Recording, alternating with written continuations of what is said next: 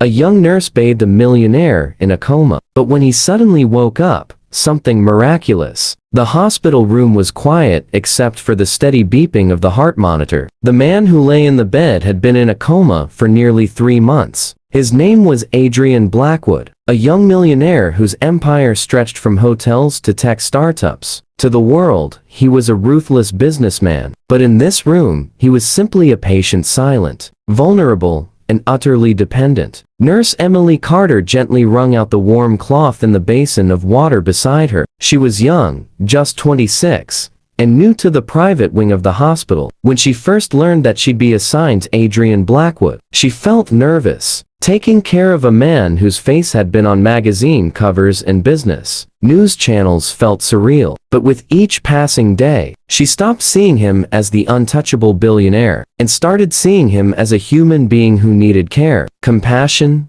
and dignity. Every day, Emily bathed him carefully, speaking softly even though she knew he couldn't respond. "Good morning, Mr. Blackwood," she would whisper as she dipped the cloth into the warm water. "It's a beautiful day outside. The roses in the courtyard have started blooming. Maybe one day, you'll see them again." She brushed his hair, adjusted his pillows, and sometimes even read books aloud, her favorites, full of poetry and hope. It wasn't part of her duties, but something in her heart told her he could hear, and in a way, he could. Inside the darkness of his coma, Adrian wasn't completely gone. He floated in a world where time felt meaningless. But there was one constant, a voice. A soft, soothing voice that spoke to him every day. He couldn't see her, but he could feel her warmth, her laughter, her kindness, her gentleness. They became his anchor. Without knowing it, Emily had been keeping his spirit alive. One spring morning, Emily was performing the usual routine. She dipped the cloth in the basin,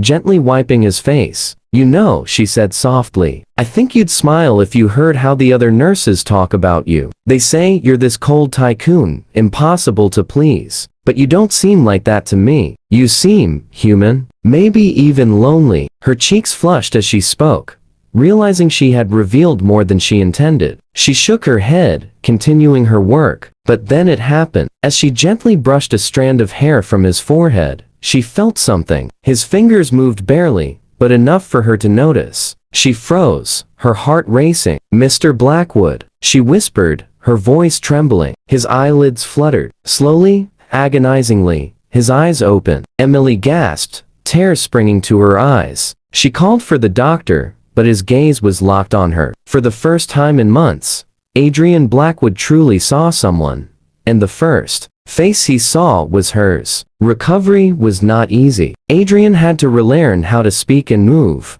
but Emily was always there. Day by day, she encouraged him. "Just one more step, Mr. Blackwood. You can do it." "Adrian," he corrected weakly one day, his voice hoarse. "Call me Adrian." From then on, she did. As the weeks passed, he discovered that the angelic voice he remembered from the darkness belonged to her. "You're the reason I fought my way back," he told her one evening as the sunset poured golden light into the room. "I heard you, every word. You gave me hope." Emily's heart swelled, but she tried to hide it behind professionalism. Still, she couldn't deny the bond forming between them. Adrian, too, felt something stirring, something he hadn't felt in years. Before the accident that put him in a coma, his life had been consumed by ideals, numbers, and power. Love had no place in his world. But now, after staring into death, everything felt different. The simple kindness of a nurse meant more to him than all the wealth he had accumulated. He began asking about her. "Do you like working here, Emily?" "Yes," she replied with a shy smile, "though it's not always easy." "And outside of work, what makes you happy?" She laughed softly. "Books,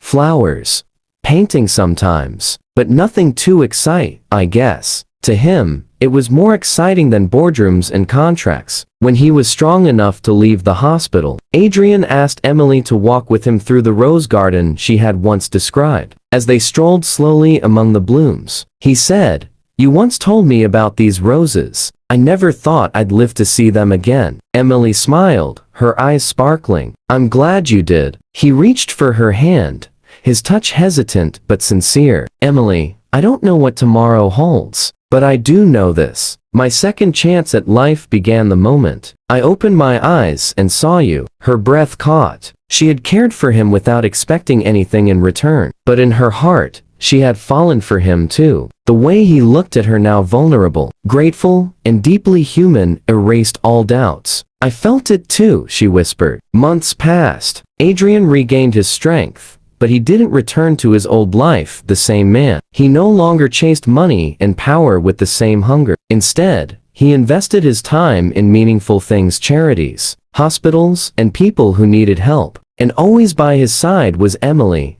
the nurse who had saved more than just his life. She had saved his heart. One evening, under the same roses where they had first walked together, Adrian knelt down, not as a millionaire, not as a patient, but as a man in love. "Emily Carter," he said, his voice trembling with emotion. "You bathed me when I couldn't move, spoke to me when I couldn't respond, and loved me when I didn't even know myself. Will you marry me?" Tears rolled down her cheeks as she nodded. "Yes, Adrian. 1,000 times yes." The roses swayed gently in the evening breeze as he slipped a ring onto her finger, sealing a promise born out of a miracle.